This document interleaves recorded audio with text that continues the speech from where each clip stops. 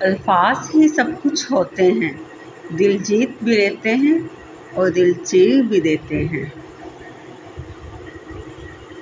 گناہ پر ندامت گناہ کو مٹا دیتی ہے، نیکی پر غرور نیکی کو تباہ کر دیتا ہے۔ معاف کر دینے سے انسان کی اپنی روح بھی پاک ہو جایا کرتی ہے۔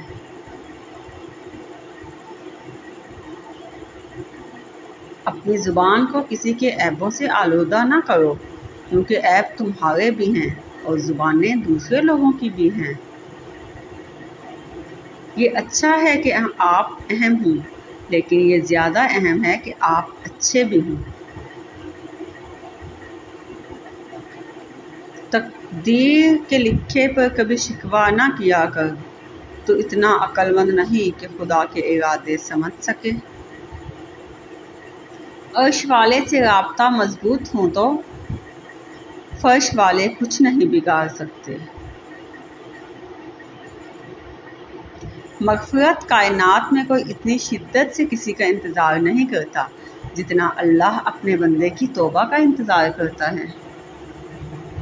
وہ دن کبھی مت دکھانا اے اللہ کہ مجھ میں غرور آ جائے، رکھنا سب کے دلوں میں اس طرح کہ ہر کوئی دعا دینے پہ مجبور ہو جائے۔ آج کی اچھی بات، اچھا بولنے کے لیے پہلے اچھا سننا ضروری ہے۔ ایک انسان کو پہلے سننا چاہیے اور اسی سے بولنے کا فن سیکھنا چاہیے۔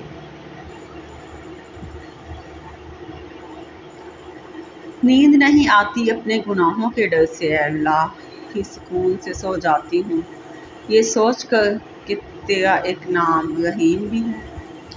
ٹھوکر بھی انہی کو لگتی ہے جن کو اللہ نے تھامنا ہوتا ہے۔ مومن بندے کی نشانی یہ ہے کہ جب اس کی موت کا وقت قریب آ جاتا ہے تو اس کے چہرے پر مسکراہٹ بھی آ جاتی ہے۔ بس اللہ ہی بہترین محافظ ہے اور وہ سب مہربانوں سے بڑا مہربان ہے۔ جن کا بھروسہ اللہ ہو ان کی منزل کامیابی ہوتی ہے۔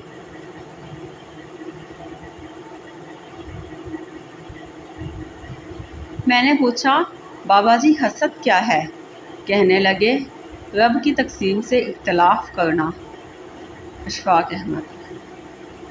ہم تکلیف کے جس مقام پر بھی ہوں، ہم سے آگے ضرور کچھ لوگ ہوتے ہیں، انہیں دیکھ کر ہمیں شکر کی لاٹھی تھام لینی چاہیے تاکہ راستہ سہولت سے کٹ سکے۔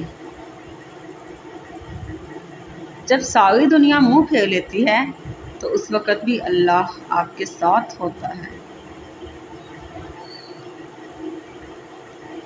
ایمان والی عورت کا اصلی زیور سونا چاندی نہیں بلکہ حیا اور پردہ ہے۔ اللہ بہتر کرے گا، لیکن اگر اللہ نے بہتر نہ کیا تو ایمان رکھو، اللہ بہترین کرے گا۔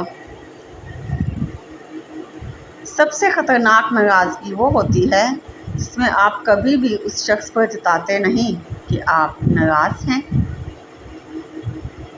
پریشانی میں مذاق اور خوشی میں طعنہ مت دو، کیونکہ اس سے رشتوں میں محبت ختم ہو جاتی ہے۔